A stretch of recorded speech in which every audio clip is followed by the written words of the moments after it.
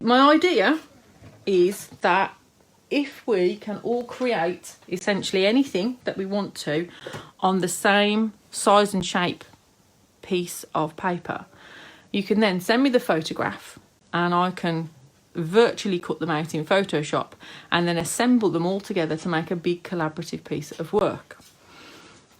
So this is the kind of shape I'm looking at, and it is just a triangle.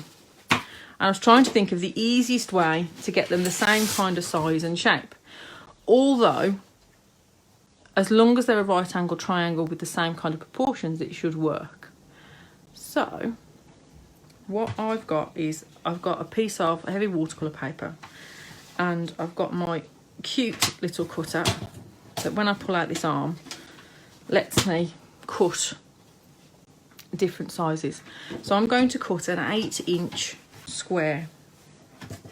So that's the first step that you need to do, is to cut an 8-inch square. Now I go for 8 inches because the bigger bit that gets cut off my sheet of A4 is very usable, and then the little bit that I end up wasting is tiny. So by cutting a square that's 8 by 8 inches on my paper, I've got only this tiny bit of waste. So you can cut and do that however you want to do it. If you want to measure it and do straight lines and grid it out, that's fine. I think this is the easiest way if you've got a cutter. If you haven't, you absolutely could just draw out and mark an 8-inch square, but both sides need to be 8. I don't think the rip sides will make any particular difference for us. It should still fit together as long as the sizes are the same. So once you've got an 8 by 8 square, one of the easiest ways to make sure you get the same kind of triangles that I could come up with was to basically just draw from the first diagonal to the second diagonal. So just a diagonal line like that. Do the same thing the other way.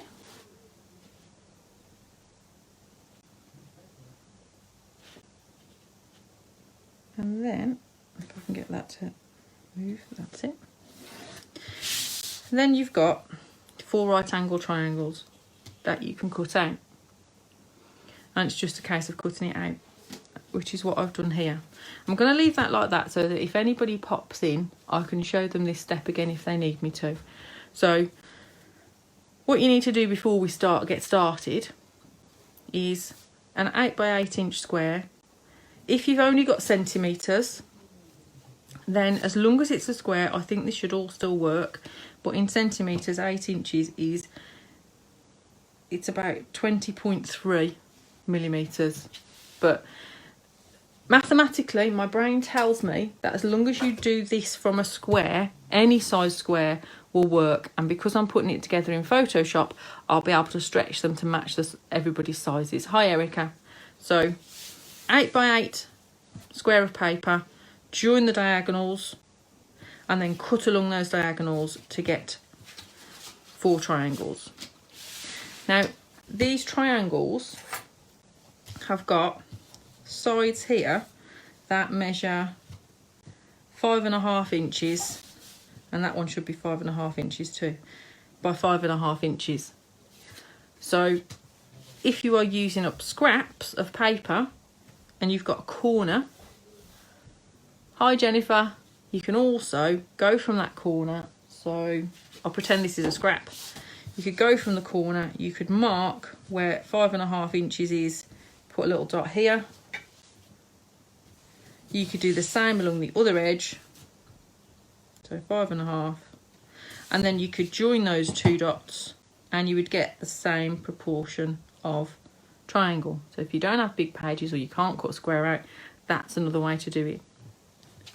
So what we really need are these 4 shapes. So I'm going to pause now and check in with you guys, and I will repeat those instructions if anybody else needs it, just to give people who are creating along with us the chance to create these basic shapes of the 4 right angle triangles. So the idea then is that this bit you can do whatever you like. It doesn't even have to be watercolours. It can be anything you want. If you want a collage on there, if you want to stitch fabric to it and go wild with stuff like that, anything you want to create. So,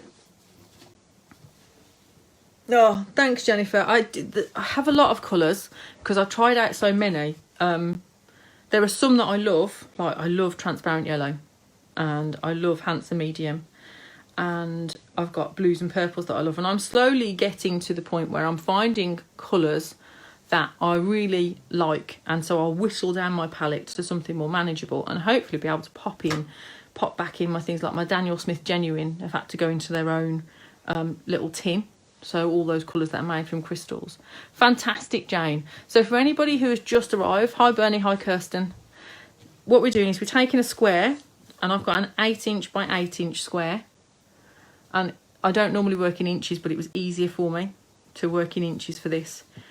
I've cut that 8" by 8" square out of paper, and I've found that in the UK we get our papers A4 sized, and if I use an 8 by 8" square, the kind of scrap bit that I get is very usable size, and then the little bit of waste is tiny, so I feel like I'm being quite frugal, which is always awesome. Then draw a line from diagonal to diagonal, and then we're going to cut those out, and we will get 4 triangle shapes. If you don't have a piece of paper that is big enough to cut an 8" square from, awesome.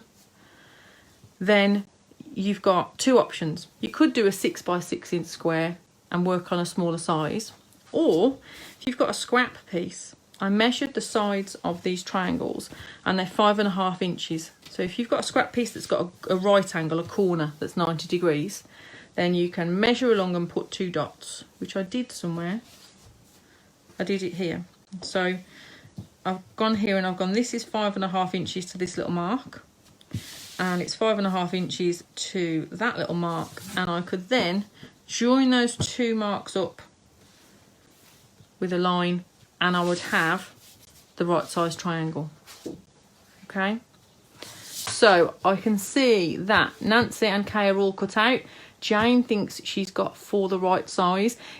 If you've just joined and you want to paint along, just give me a shout, because I'm happy to sit and chat and grab out something and talk to you for a bit while you get ready. So give me a shout if you need a little bit more time. So I'm going to say it again. I'm really sorry, because, you know, it might be a bit boring.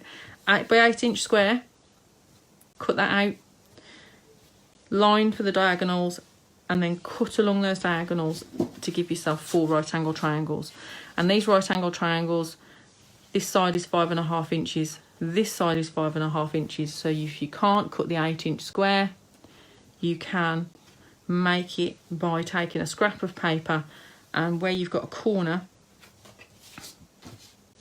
mark 2 little lines. So you mark 5.5 inches there, 5.5 inches there, and then join it up, and you can cut out 1. So that bit, that first step, that's the only thing really that we need to do the same. We just need the kind of proportions to be same. Brilliant. Okay, Jill, I will hang on. I'm just going to wait a little bit to give people chance, and then I'll do a quick, are you ready? And you can just let me know. So thanks, Kirsten. So that's the only bit. It will work with any sized square. So if you want to make them bigger or smaller, because we're putting it together digitally on Photoshop. So you would send me, once it's all done, you'll send me a picture of 1 triangle on a clean, like a black background would be great, I think, for Photoshop to cut it out. And then I will put this into Photoshop and digitally cut it out on Photoshop, and then stick them all together in a pleasing arrangement of patterns. So, you know, I might have a play and see what we can do and how they look. And then the idea is that once we've got all of those into the digital piece of art on Photoshop, I'll be able to send you all a digital copy of the art we've created together. So yesterday I was working on creating art for June's class. So I don't normally show the class art before the class goes up live. I don't know why, I just don't. I just don't. So I can maybe I'll show you little sneaky peekies. I mean, they're pretty obvious to get from the sneaky peekies, to be honest. I finished off this page. So this is one that's going to be in June's class. And then I did these two guys. They're going to be in June's class. And then I am midway through doing this one, which is a bigger one for June's class. And June, when I think about the themes, I'm tending to think about kind of what reminds me of that month at the moment. And June's strawberry picking. My middle son loved strawberry picking and always used to get juice splattered everywhere. But in all of them, what came through as I was doing them was this idea of the mindfulness thing that we use and the 3 ideas. One of them, the last one we talk about, is discernment over judgment. So being discerning and saying, yes, I like it, no, I don't, and using that as a tool that helps you develop as an artist and helps you kind of improve in terms of knowing what you like, what you don't like, and how you might get it, as opposed to, oh, that's awful, I'm terrible at art, being the conversation in your head. And that really came through because some of them were things I'd never painted before, I'd never tried to paint, and I don't really use yellow, orange, red, the warm colours, as a single palette much. I tend to go for kind of blues, purples and lemony yellows, and even the greens that I like are one side of my palette. So I was working with something that is quite a challenging colour palette for me, and I didn't practice any of the pages first to do the lesson, so you got to see me going through that process of being discerning. I did mention brushes, yeah. My little parcel from Jackson's arrived that I used my birthday money, and I'd grabbed some new ones, which were these, which I can show you again in a little bit. But brushes for this bit, for this next bit, really you can do anything you like. And what I thought I would do is I would show you at least 1, maybe 2, might even have time for 3, of my favourite Mindful Watercolours exercises, but just done on this triangle.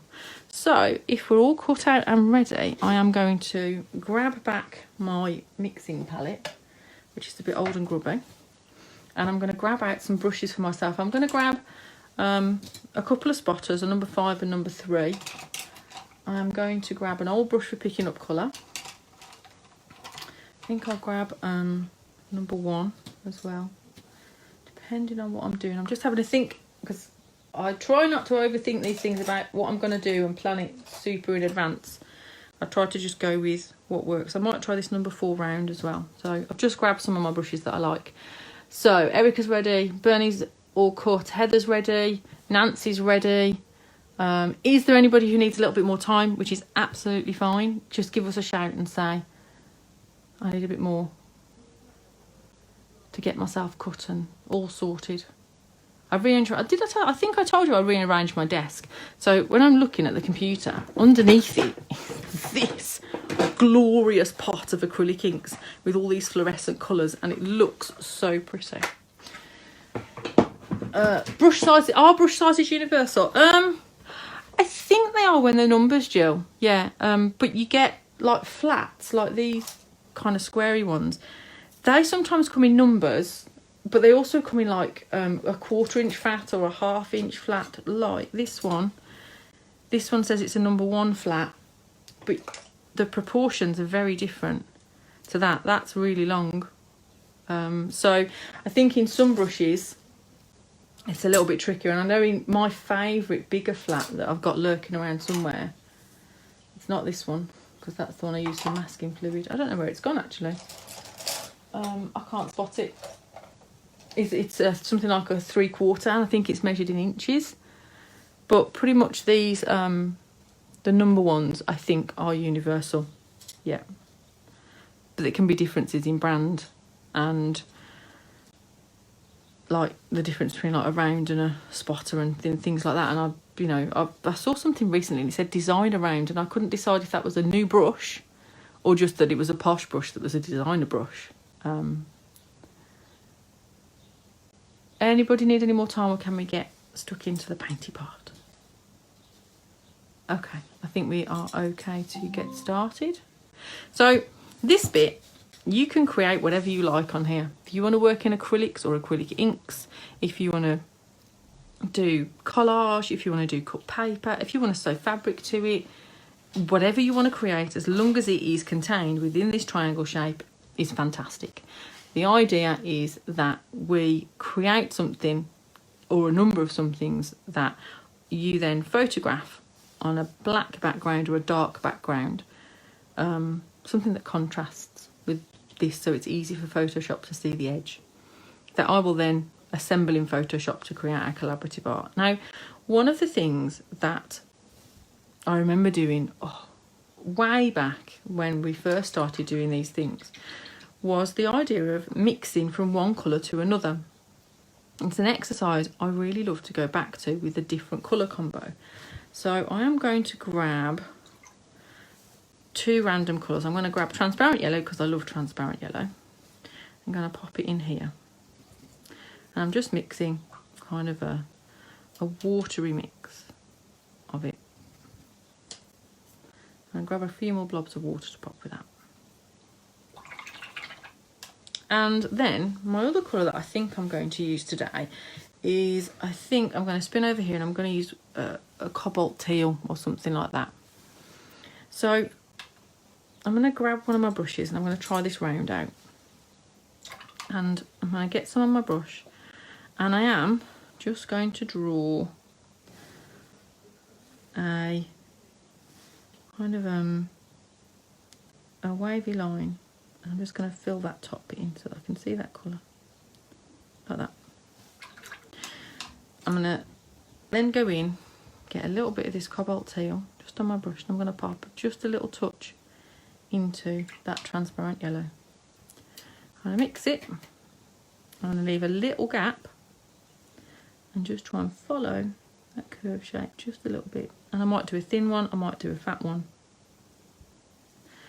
I'm going to repeat that again, so a little bit of the colour that I'm mixing and adding in, and you can see it's changing just a little. I've never mixed these two, I don't think, but I might have, because they are 2 of my favourite colours. If my lines go straighter, that's okay too. A little bit more of the blue, and I'm just going to get my wiggle back there a little bit. Actually, I might not, I might just leave it like that. Top, and just kind of following that shape. You can see you're starting to get this little bit of a graduation in colour. Another bit of blue, and follow that shape round like that, and then another little bit of the blue. And we're trying to do this as gradually as we can. And what this does is that it's quite mindful. I can feel myself, even without any real preparation, sinking into being really present with the paint, seeing what colours I'm creating, seeing how it's granulating on my little triangle, feeling how the brush is just moving across the page and how that, you know, feels to me. That's making me be really present in this moment. And then I've got that kind of element of curiosity and approaching it in a kind of almost childlike way that's there to see what happens, because I don't remember mixing these colours together before, so I'm not sure what colour I'm going to get. And I've also got that judgment over discernment thing of just being gentle with myself if I think if I've blended the colour too quickly or too slowly, or even if I don't like the colour that I'm making. I'm just going to turn this a little bit.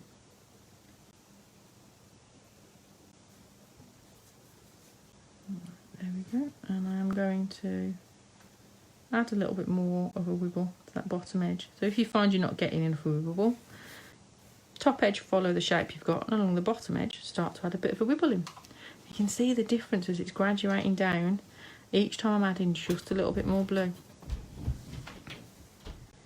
So my middle son is cooking a rhubarb crumble with rhubarb from the garden, and I can hear that he's about to enter the living room, but he'll do it super quietly because he's awesome like that. It's fine, you can. Bless. Because we don't want the crumble to burn, because it's going to be a delicious pudding for him and his brother, and I think there might even be ice cream in the freezer.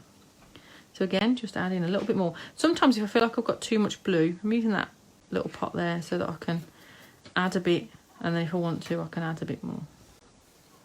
And just follow the shape.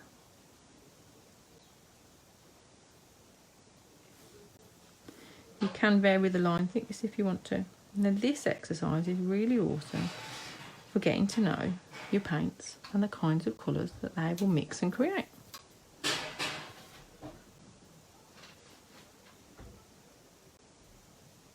There we go, there's another one.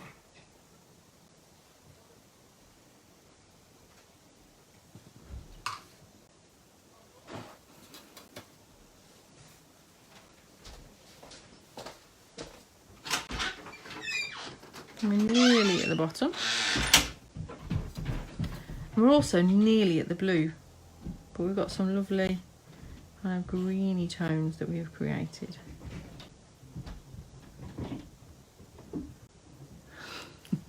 Smelly vision would be awesome. He makes a really mean crumble. It's really delicious, and the rhubarb does need using in the garden. Some of it's getting quite massive. Now, here my paper's curving, so what I do is I use the end of another brush and get it on some of the white just to hold it flat for me. And then just come in and do a little line there. And then I'm going to grab a little bit of the blue here and just pop that on, because I'm not going to get all the way to blending it on this particular triangle, but I'm close enough that I can put something that's mainly blue on the bottom. And you can see I've got a really pretty graduation. This is an exercise I do return to a lot, and use with different colours. You can leave it like that, you can dry it, and you can put some pen work on it, which is kind of what I'm feeling the inclination to do. So I'm going to give it a blast with a heat gun. I'm sorry if this is noisy. Actually, what I'm getting the inclination to do is to go in and put some fine lines, maybe, using a really fine brush. So I'm going to let that dry a little bit more and probably come back to it. So I've got one kind of starter that I can go back in and add some pen details to, and another kind of technique that I've splodged on that side, and I've splodged on that side too. Right, well, we'll see. I'll get my rubber out and see if that bit comes off. Yeah, it does. Might even lift a bit of the paint off. We'll just work with it. Another technique that I use quite a bit is wet in wet. And I really love doing wet in wet. And one of the things that I like to do is an exercise. And this exercise is up on YouTube. I think it's as one of the ones that you could do with the kids if you want to. Yeah, doodling over any of these. In fact, this one with the wet in wet, Kirsten, is really fun for doodling over. So I'm going to pause a second. I'm actually going to see if I can find a picture to show you the one that I mean. That kind of a thing. And it's just glazed rectangles. You can go into that then and add some lovely kind of mark making, either in paint or pen, and you can put all kinds of things on them. So that is an awesome one. Basically, at this point, if you like watercolours and mindful watercolours, you can go back through any of the classes or any of the free things that are up on YouTube, and you could put any of those into here in a colour that you loved. You could equally, if you wanted to, just paint it, put some different colours, drop on some salt, let it dry, and then doodle on it. You could split it and tangle on it. If you love collage and acrylics, you could do that and do like a little mini thing. If you are someone who loves faces, you could do that. So whatever is the something that makes your heart sing creatively, as long as it fits in that triangle, is awesome. So, is anybody else still making their lines? You could do this and do like finer lines. You could just do them straight. There's lots. You can even just, you can vary that. You can go the other way and put another colour over the top to make a different pattern. So you get like a wavy check. Yeah, tangles are really awesome. I like doing tangles. Thank you, Kirsten. But I also like doing fine mark making in paint, which is that kind of meditative quality that you get with watercolours and with tangling. It's a bit like that. So I enjoy doing that as well. There's something that's quite fun. So I'm just going to wait for a bit of an okay from people to say that they are ready for me to go on to trying the next one. While I'm waiting, I'm going to show you what I do when I'm stuck for ideas. So for anybody who's not painting along, I'm going to just grab out, this is my box of cards. Now these are A5 cards that I've cut up with various watercolours paper, and then I've just rounded the corners. Every time I do a class, every time I do techniques or anything, I try and make a card. Awesome Bernie, awesome Jill, fab Jane, and I pop the cards into here. So you can see there's a similar one to that triangle, and another one, and another one. Sometimes I do them, these I did actually to test out colours in a palette as like a different way to swatch. I'm trying to see if I've got any that have actually got the mark making on them. Sometimes I have examples in here and sometimes I don't. This one was, that one's a video that's up on YouTube. And so if I don't know what to do, and I know that I need to create every day, okay, so I go here and I go, right, today I am going to do, I pull out and I go, I could do that one, I could do that one, or I could do that one, and then I pick. And I go, you know what, I'm going to do that, but I'm going to do it in greens. And that's the kind of thing we're going to look at doing next, is this kind of a thing, this layering. Because it is a favourite exercise, and there is a longer lesson up on YouTube that you guys can take advantage of and use. So I shall grab my little card. You're not holding us up. You're all good, Nancy. So I am going to grab out a couple of colours that I fancy. And I'll probably use these bits up as well. So I'll go for something bluey. So I'm going to pop some of this one in. Now, I still haven't done the photographing and naming of my colours. So I can't tell you exactly what it is, I don't think, unless I can ping it out. And if it might just have a number on it. So I can go and look it up from my swatches, but they're all a bit... Oh, I can. This is Winsor & Newton Phthalo Turquoise, and it is one of my definite, it's going to be in my palette of colours that I love. Because I love it. So I'm going to grab that Phthalo Turquoise, and I'm going to grab a little bit of kind of Payne's grey type colour, which is like a blue grey. This one I think is Daniel Smith's, I don't know. It's not exactly Payne's grey, but it's close enough. And I'm going to grab a little bit of this greenier version. Now this is a Daniel Smith one, I think, and this one is no, it doesn't have its names rub off. It's number 42 in my swatches. Okay, so just grab, if you want to do it in pinks, go for pinks. If you want to do it in purples, go for purples. Yellows, go for that. If you're having trouble picking colours, the one thing I would say is that it's really helpful to think about only mixing two primary colours. So you've got blue, red and yellow. So pick two of those and go, oh, I fancy blues and reds. That means I could also have purples, but I wouldn't have yellows or oranges or greens, because once I put all three primary colours together, I'm going to start to get browns and muddy colours. And that can sometimes mean, if we're not aiming for that, that we don't love that kind of end result. So I'm going to grab one of these colours, fairly watery mix. I'm going to test it out. All I'm going to do, I'm going to pop a rounded rectangle here. And if you want to, if you are painting along, it might be a nice time to just make sure your feet are flat on the floor and just give your toes a bit of a wiggle.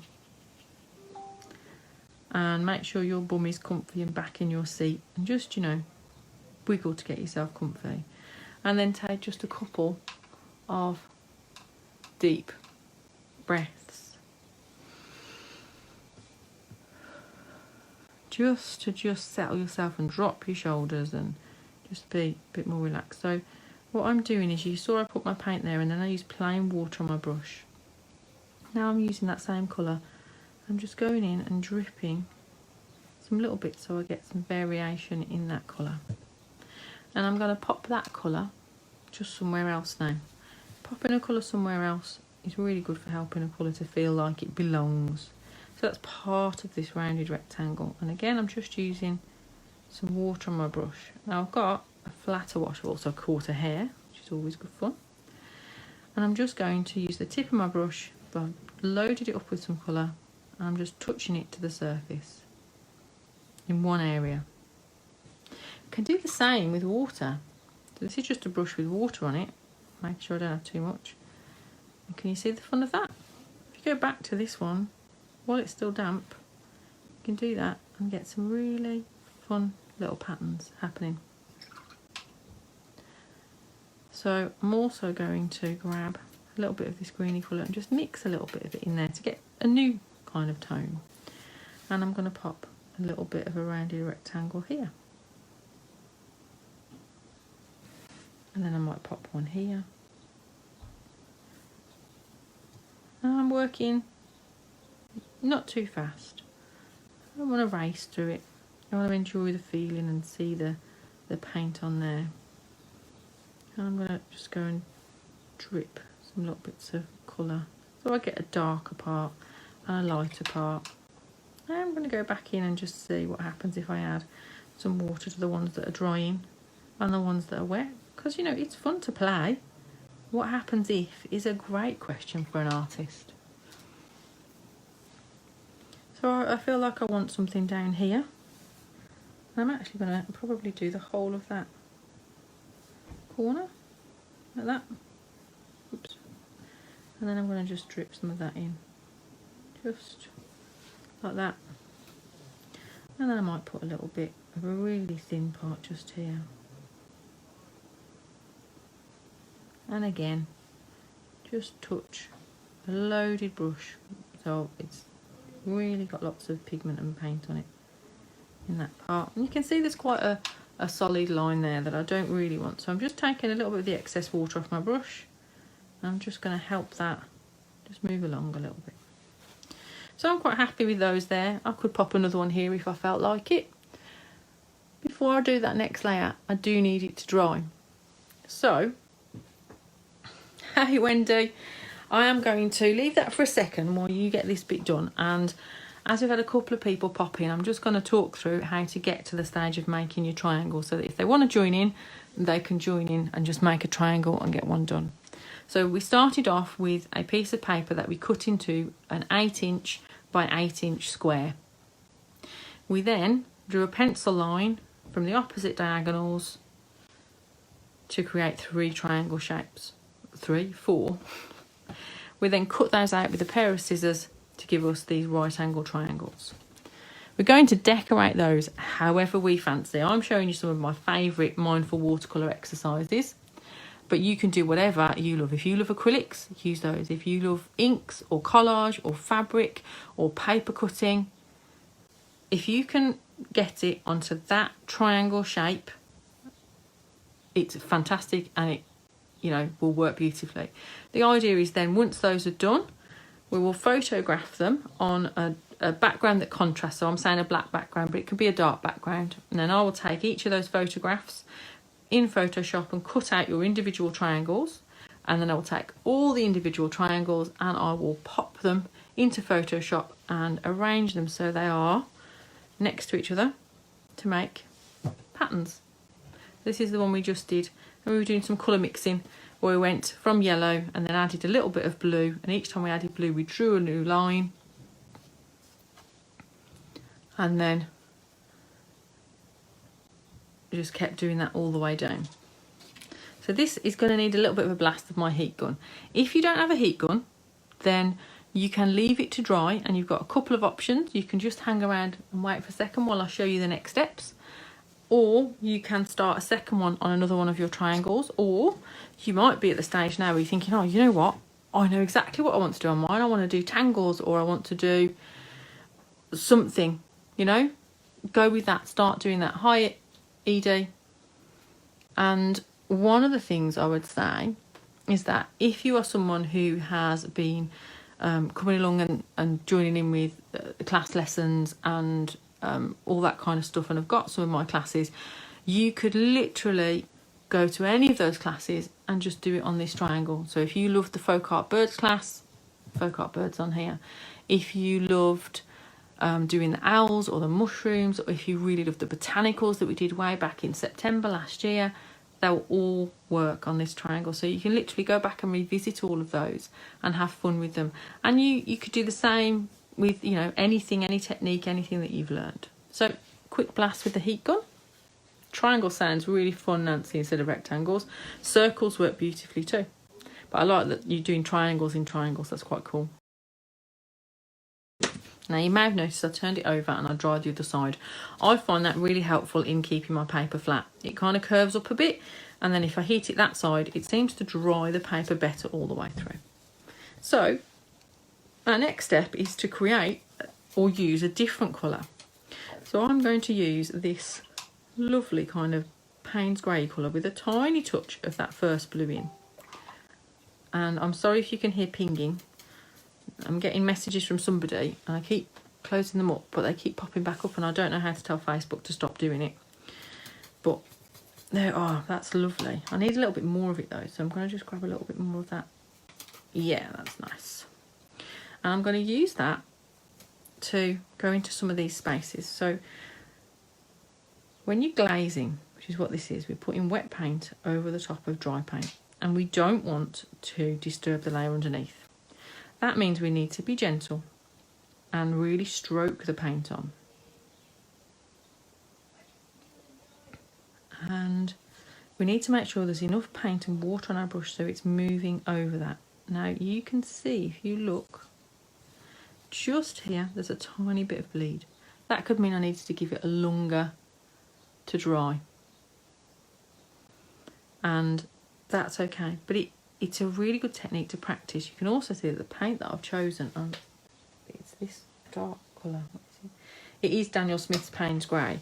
It granulates really beautifully. And I'm getting these lovely granulated patterns. Now I don't know if you can see, if I bring that closer and see those any better. But they're really fun. They're like almost like wrinkles and little dots of texture in there. So I want to do that in another place. We're overlapping these shapes. I'm using the same shape. You can use a different shape if you want to. It's, you know, entirely up to you. But I want them, you want them to overlap. So I'm actually going to do one that overlaps all three of these just about here. And you can see I'm doing the outside shape first, but I'm working quickly enough that that outside line doesn't dry, because we don't want it to dry. I've realised I've not actually turned my lights on, so I'm just going to pop those on in case it helps with getting the colours or seeing things any better for you guys. If it was better without the lights, let me know and I will turn them off again. So gently, in these bits I can move my brush faster, but when I'm going to the bits that are over the paints, a real gentle touch. And again, I can dip in and drop in some other bits of colour if I want to intensify it. So I'm going to mix up a little bit more of that. So it's a little bit of the Payne's Grey and a little bit of the Sallow Turquoise. And then water. So I want something to overlap maybe here, something to overlap here. I'm going to turn my triangle a little bit and I'm just going for that rounded rectangle. I'm going to do a slightly thinner one, I think, about here. Maybe come down a little bit there, go up like that. I think there's lots of comings and goings with my neighbours. I can hear loads of car doors opening and closing behind me. So there we go. There we go. And I've got that in. I like that. I think I'd quite like to have a little one just here that just kind of comes up and comes down, you know, just to have that colour there. And then I need one somewhere up in this space, and so I am going to go for just like that, and then rounding it off here and just filling that kind of shape in. And you can see that straight away, having these watery paints, you're building up this really interesting kind of pattern and layering on here. You can stick with two colours. I'm going to probably go on and put at least a third on, and then I've got the option of adding some detail. So I can see that down here I've got some pooling paint, and here. So if I'm drying with my heat gun, they might find that blows around a little bit. So I've got my tissue just in case I need it. and I give that a dry, and then I'm going to have a little bit of a pause just to check in with how you guys are doing, where you are, and you can let me know if you're painting along, if you are ready to go on to the next step. Like I said, there is a version of this lesson on YouTube that's longer, and I think it's on the playlist of mine for watercolours that you could do with kids.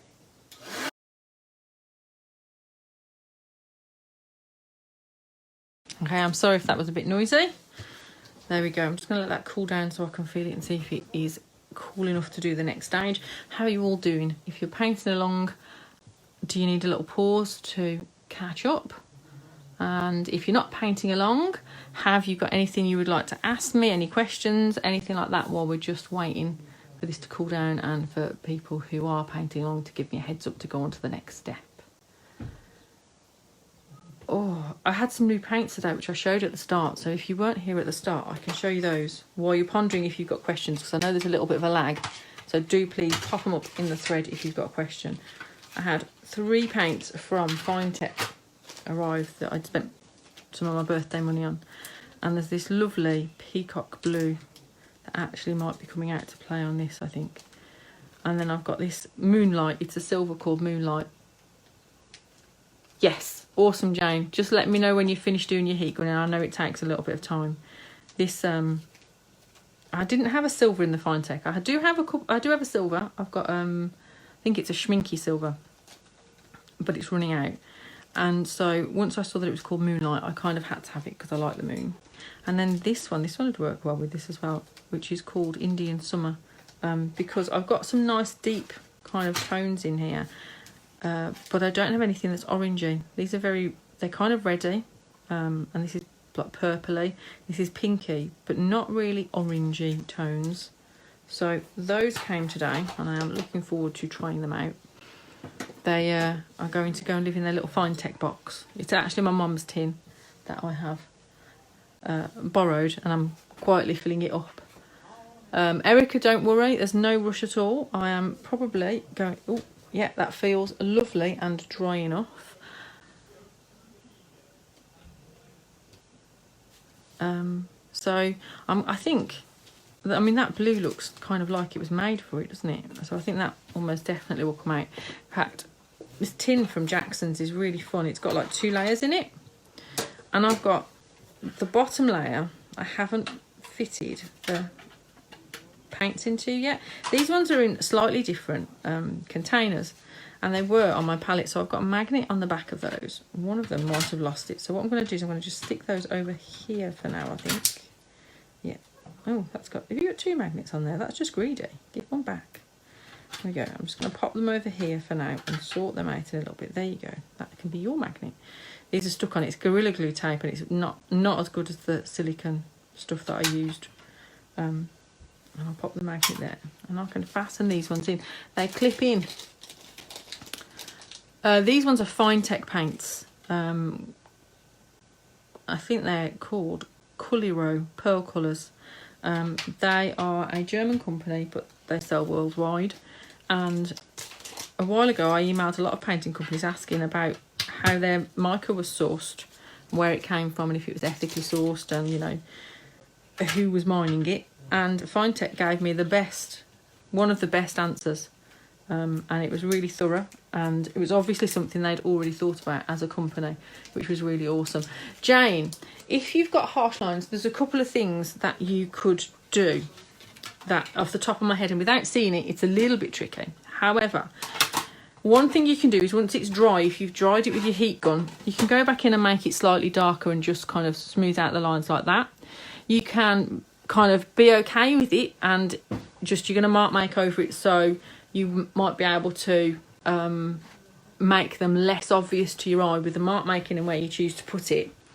The other thing you can try and do is you can get a brush and you can re-wet. Like I've got a little kind of line here, and now my brush is a bit dirty and my water's a bit dirty. But if you can see, I've just used a little bit of water and just moved my brush around, and then I was able to remove that line, and then any extra bits of water that I might want to get rid of, I can just take up with the tissue. It can be darker. it's just a contrasting colour in some way. So you could use a lighter blue that is different to this one. I tend to work from lighter to darker colours, but I could quite easily go in now with like a layer of transparent yellow that would be really lovely. I'm probably going to try and use up some of this, but I might add a bit more transparent yellow to it just to add in some. I equally might be going for that fine tech paint that I'm probably just going to pop out, because I really do think that colour would look beautiful with this, and I'm interested to see what it looks like. Creamier. You can. I tend not to go too much creamy. They're fairly similar consistency, and that is because what I've found when I'm glazing is that the creamier the paint is, the harder it is to do another layer. So your final layer you can make quite creamy and intensely pigmented, but if your first layers are quite creamy with lots of pigment and a kind of a really rich consistency, when you try and glaze on them, the paint lifts up really easily and it's quite hard. So I'd stick with a similar kind of watery consistency. I think the other thing is with watercolours, you can always make it darker, but making it lighter is quite tricky, isn't it, I find? Unless you can lift the colour out, and some colours will stain your paper and you can't do that. Erica's all done. Everybody else kind of done? Jane, did that help with those harsh lines at all?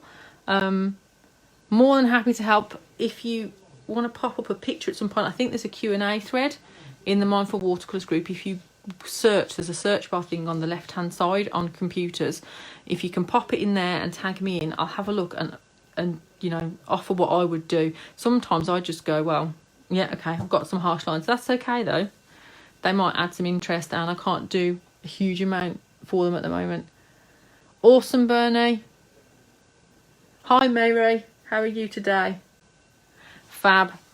I'm hoping that helped. So we've got this layer. You can add as many layers, and we did have a bit of a fun time in the class group seeing how many layers of botanical leaves we could glaze on a piece of paper. Heather, I think, got quite a big number, as did Kay.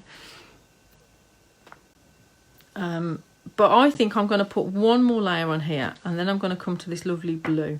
So what I've got to decide is, am I sticking with blue tones or am I going in for this green? And I'm a little bit torn, but my brain is telling me to stick with blues. So the great thing about this plastic palette is I can leave it and let it dry. Oops, sorry about that. As I have done with these guys. And I just pull them out and use them up. So, and they literally, I mean, they're stored at the moment like this, because they're totally dry, and they just get stored like that.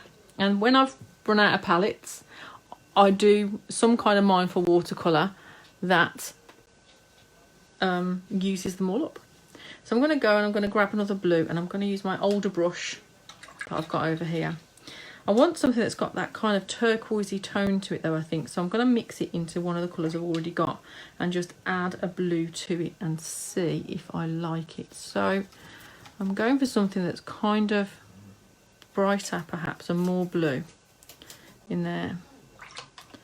I might even go for something that's ultramarine. Oh my goodness. Sherlock is asleep on the sofa and he's snoring. I don't think it will pick it up, but if it does, I'm sorry. Yeah, I'm going to go for something like that. Kind of ultramarine, French ultramarine kind of blue, and I'm going to dab just a little bit of that turquoise in, just to bring both in. Now this is a little bit more of an intense colour. It's still not what I'd call creamy. It's but it's creamier than the previous lot, so we'll see how that goes on. I'm quite liking this number 4 round. I think I could be friends with the number 4 round. So this time I'm looking at kind of gaps in between where I've got white space to think about where I'm placing them. If my eye's drawn to somewhere, I'm going to think about how I want my eye to move over it, I suppose. But I'm also just going to go with my inclination. And sometimes they will overlap. And sometimes they may not. So here I'm definitely going to overlap between these two. Get them to link just a little bit. And again, you can use any kind of shape that you like. I like these rounded rectangles. I find them quite soft and forgiving. I'm going to go for a slightly fatter one here. what I am noticing is I've got a gap here that my eye keeps coming to. So I'm actually going to draw just a smaller one to help balance out that gap and the white space a little bit. I'm going to do the same thing here. There we go. And I'm going to have one here. I'm going to let that one go off, I think. And then my kids are getting very excited in whatever they're playing. I want to just put a little one that's on its own just here. That white space. I'm going to extend this one up a little bit. That's it. And then the last bit that's drawing my eyes down here. So I'm going to just do one that goes off there. And I might do one at the point, but I'm not sure yet, so I'm going to leave that. I feel quite happy with the arrangement of those shapes. Some of my outside edges are a bit wibbly, so I'm going to go in and try and sort those out a little bit. And the colours are it's very samey. So I get my wet brush and I'm going to just have a play with putting some water on top and see what happens with some of these. And I might drip in some water and see how that does. Now this one's too dry to do that too. If that happens, you can go back in with a little bit of the same colour. It will darken it up a little bit, but that's okay. And I might get a tiny bit of this Payne's grain, just drip it in a little bit and see how that is. Just to see and have a play, because it's fun, and watching paint mix is really fun. And part of mindfulness is about just, you know, enjoying it and being curious and exploring and not being overly attached to what we're making, so that we can do that. Bye Heather, thank you for coming. I'm glad you've enjoyed it. I can't wait to see what you are creating. Thanks Kirsten. They're a really nice little combo of colours, and like I said, that Phthalo turquoise is one that definitely will be in my I Love It palette. So I'm hoping that we can finish this triangle in 5 minutes so that I can have it finished before I have to go and cook tea. Because my husband has been doing loads of the cooking, and although he said he would cook tea, I feel like it's probably my turn. So I'm going to give it a blast with a heat gun, but I've got these kind of blobs of water, so I'm going to have to be a bit careful. So what I do is I try and point the heat gun so it's blowing it in a direction that's fairly safe.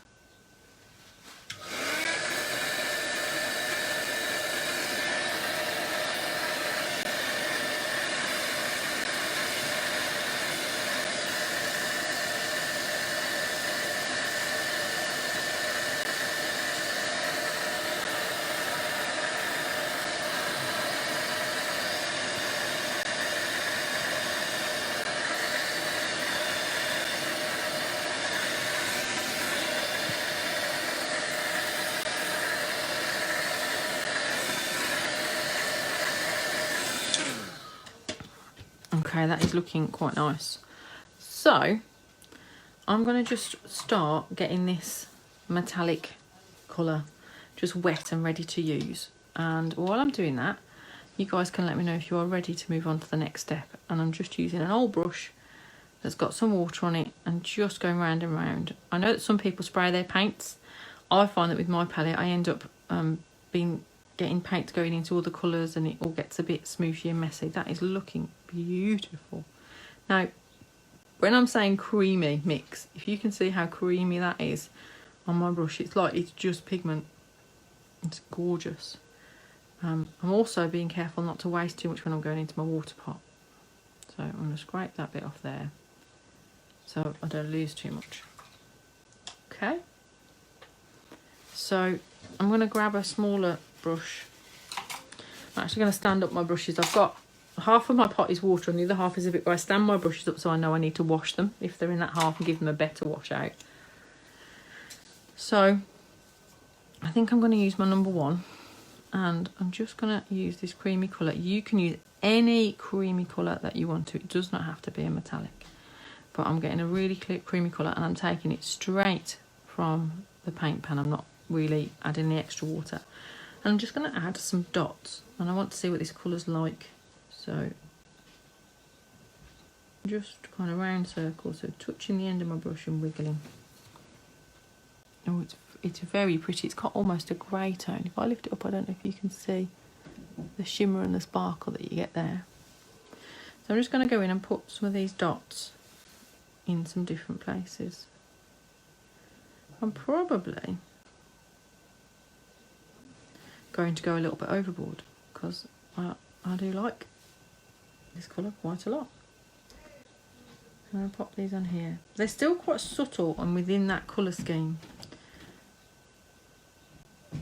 So just kind of going up edges. Have a look and see if there's anywhere else I fancy. I think I quite fancy there. Yep. Yeah, that feels like that's enough for me for now. I don't want too much of it. And I'm just going to pop that safe and out of the way to dry so I can't knock it or anything like that. So if you can see, that is sparkly. And so I've added some paint details. Now this is the point where you can choose.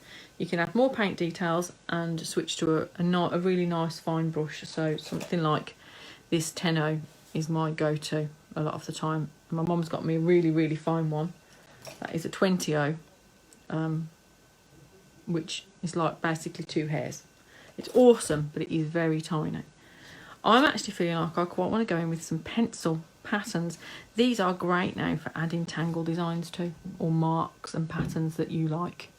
And so I'm going to grab just a HB mechanical pencil, and I'm just going to go in and put some dashes into this light blue one. I'm going to take care not to put my hand into the metallic, and I'm going to just do some long dashes. That's what I would do in that one. So I'm just going to show you a couple of my variations. So I might do that and I'll put that in a few places. And then the other sort of mark that I think I'm going to do. Yay, awesome, Nancy. So you need to decide now for this, are you going to put pencil on or are you going to go for carrying on in paint? So I'm gonna actually put these dashes in while I'm waiting for people to say they've done that third layer. And I can hear people are heading down the stairs because it is now 5 o'clock and I said I would be done, but I am not. It's quite safe to walk through, Richard.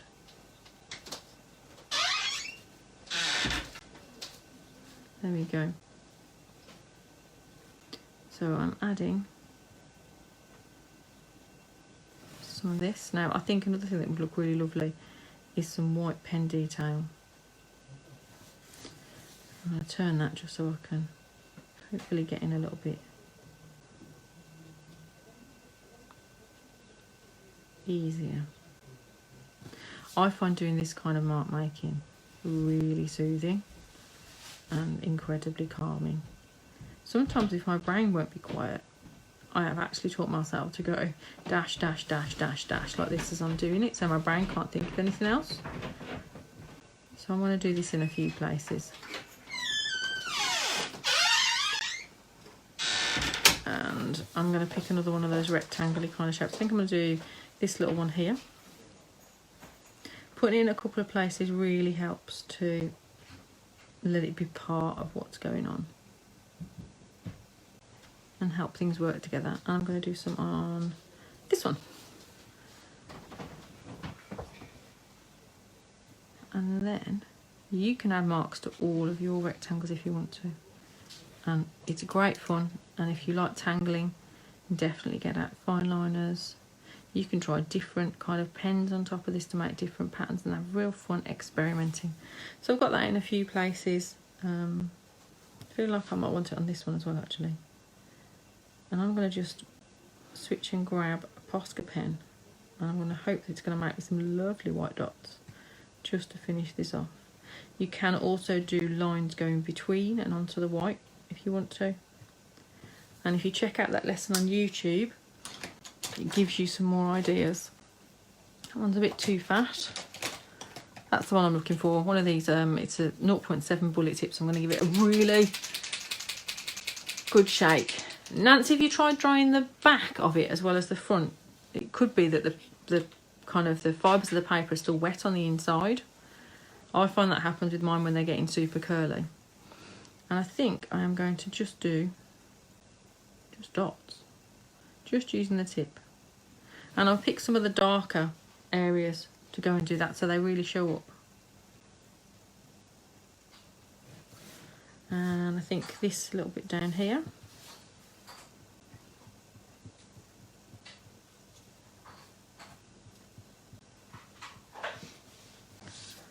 And I feel like I need something up here. So I'm going to go for this one.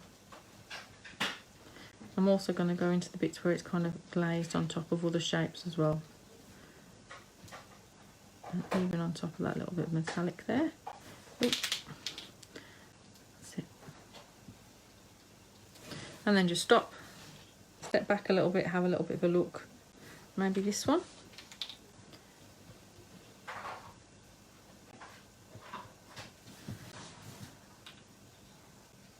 And I'm quite liking. Yeah, £90. It will, but you're right. If you stick it under something that's weighted, it will definitely flatten out for you. And I'm quite happy with that one.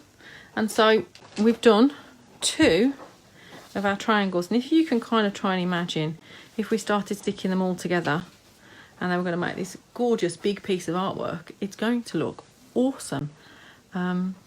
So once you've got a triangle, if you can stick it on a plain black background or a dark background and take a photograph looking straight down, if it's at an angle, it will make it harder to cut it out. So straight down, and then send me that photograph to my email is probably the easiest and best one for me, which is raycreatesart@gmail.com, which I will pop in a little bit of a summary thread that I'll post later. If you've got any problems with sending it by email for whatever reason, you can pop it to me in Messenger, or there is something called WeTransfer. So drop me a message if you're having problems and I'll try and help you sort it out. If you can send me the pictures of each triangle individually, that would be absolutely fantastic. And then as they come, I'll start cutting them out and popping them into Photoshop once there's enough to start creating with. Okay, you always make me giggle. Drawing squares inside triangles could cause brain ache. What if we added the circular dots in there too? You know, it's... Thank you, Nancy. That is fantastic. Thank you for putting my email up for me. And I think that's pretty much it. You can do whatever you like on these triangles. Literally anything that makes you super happy and is art that you want to send to me to be included in our collaborative piece of artwork. I am going to leave the idea up for at least a week or so, maybe longer, so that people have got time to create. You let me know what you think a reasonable time frame is. And I think they're going to look gorgeous and fantastic. And I am really excited to see what you guys create. And I'm hoping that if you're watching this on the replay, you are going to be able to create that too.